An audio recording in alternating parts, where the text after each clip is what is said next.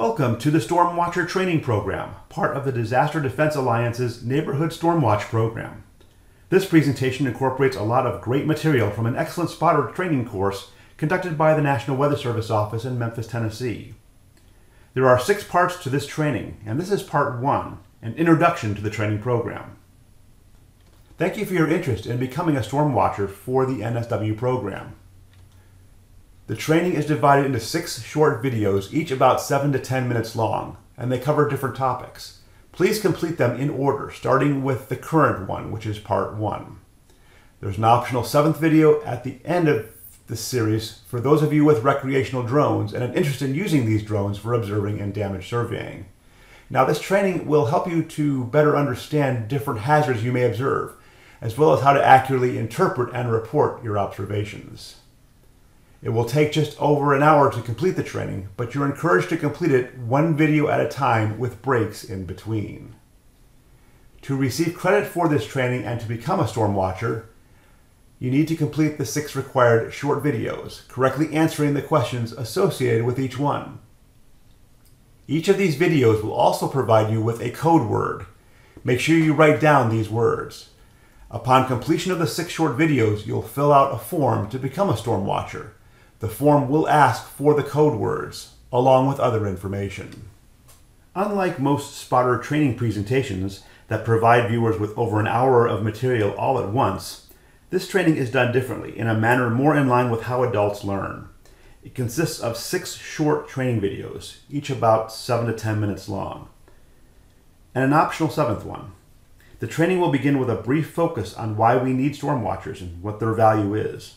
Then we'll review key hazard and product terms. Following that will be severe thunderstorm fundamentals. And then we'll focus on 2 primary types of severe storms, squall lines and supercells. Then we'll focus on specific hazards with considerable focus on tornadoes, including lookalikes. Then we'll look at hail, damaging storm winds, and flooding. And finally, we'll wrap it all up with a focus on how to safely observe and report as a storm watcher. You are presently watching video number 1, which is part 1 for the training. Now, those of you with recreational drones who might be interested in using your drone for aerial storm observing or damage surveying, there is an optional 7th video on this topic.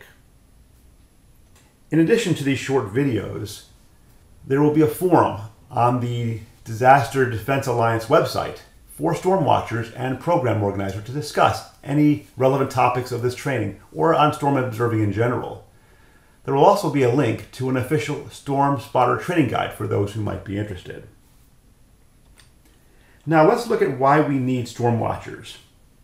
Even today, despite the technological advancements that have occurred, I'd like to start by comparing this program to the original spotter program, Skywarn, which was formed in 1965 and has around 300,000 trained spotters across the U.S.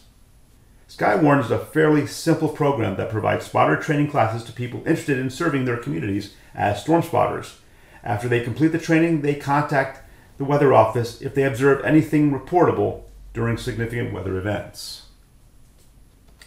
Our Storm Watcher program provides the same level of training, but instead of 1 to 2 hour classes to attend, our training comes online through a recorded set of short videos that people can complete on their schedule.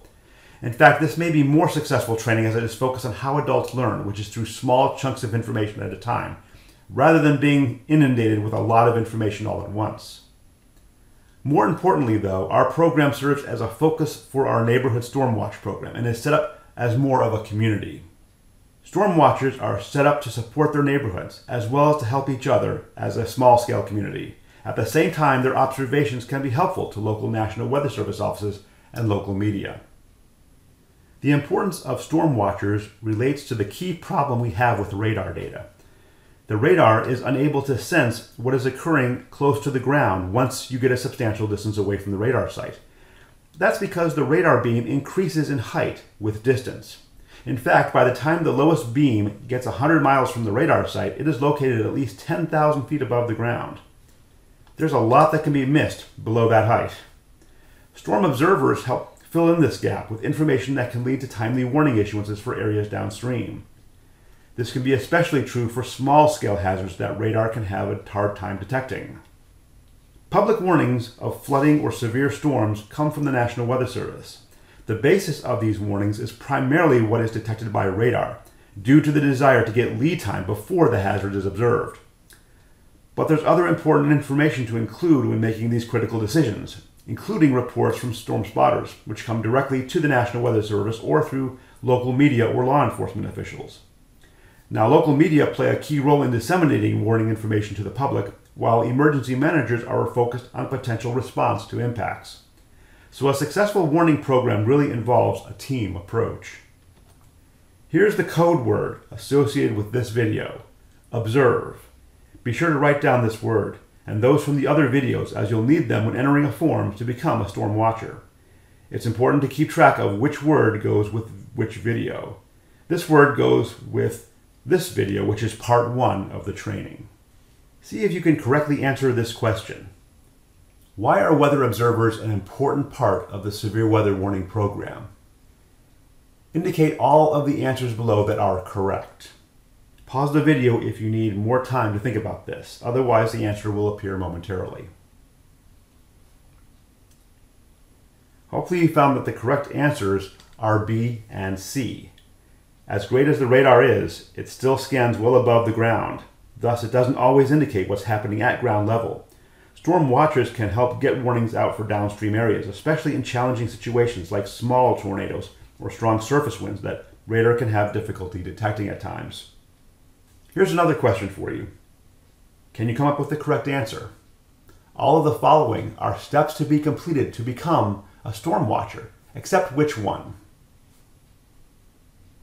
In fact, no medical information is needed to become a storm watcher, so the correct answer here is C. You have completed part 1. Hopefully you have a better understanding of the value of storm watchers.